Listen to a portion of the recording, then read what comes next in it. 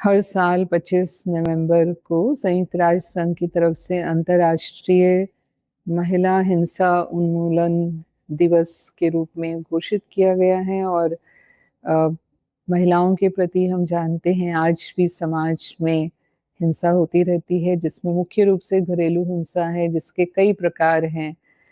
दहेज के रूप में जैसे शारीरिक और मानसिक रूप से उसका उत्पीड़न किया जाता है, कई बार तो हत्या तक कर दी जाती है।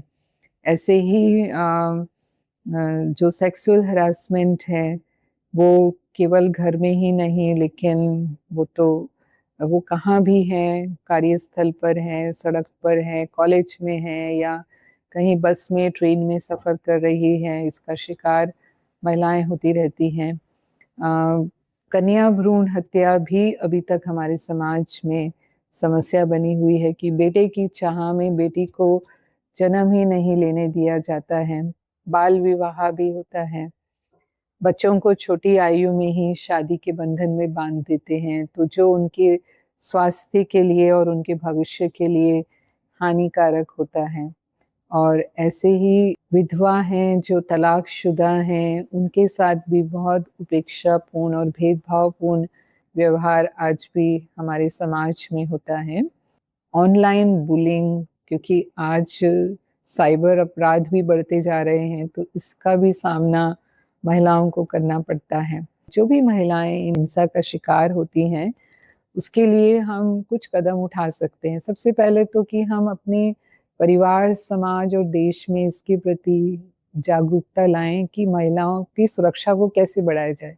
सरकार ने इसके लिए कानून बनाए हैं, लेकिन उनको वो कानूनों की जानकारी हो, यानी वो अपने अधिकारों के प्रति जागृत हों, तो वो उसकी सहायता ले पाएँगी। जैसे सरकार ने उनके लिए हेल्पलाइन नंबर भी जारी किए हुए हैं, 181 ये हेल्पलाइन नंबर है और नेशनल वुमेन हेल्पलाइन नंबर जो है वो 1091 है, जो किसी भी आपात स्थिति में महिलाओं को सहायता प्रदान करता है। ऐसे ही सार्वजनिक स्थलों पर महिलाएँ सुरक्षित रहें के लिए हमें कुछ कदम उठाने चाहिए, उसके लिए भी जन जागृति लानी चाहिए और विशेष जो लैंगिक समानता है, वो परिवार में जो महिलाएँ हैं, वो अपने बच्चे-बच्चियों दोनों को ही महिलाओं का सम्मान करना सिखाएँ। उसके साथ-साथ शिक्षा में भी इस विषय को शामिल किया जाए कि कैसे लैंगिक समानता को समाज में बढ़ावा दिया जा सकता है।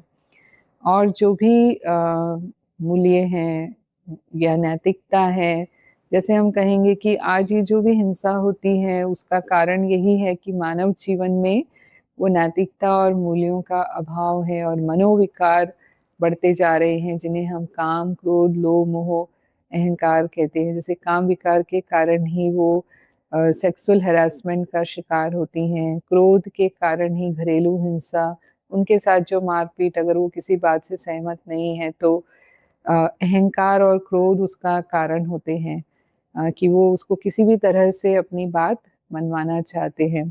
लोभ के कारण ही दहेज जैसी हिंसा महिलाओं के साथ होती है।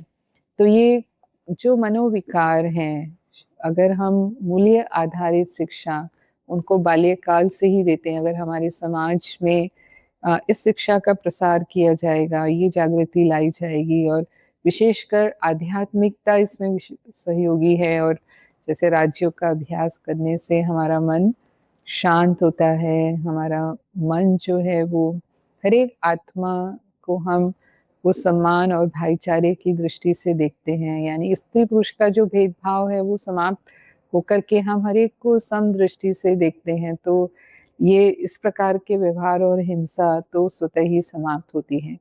तो हम जितना समाज में ये जागृति लाएँगे, तो ये हिंसाएँ स्वतः ही समूल समाप्त होंगी।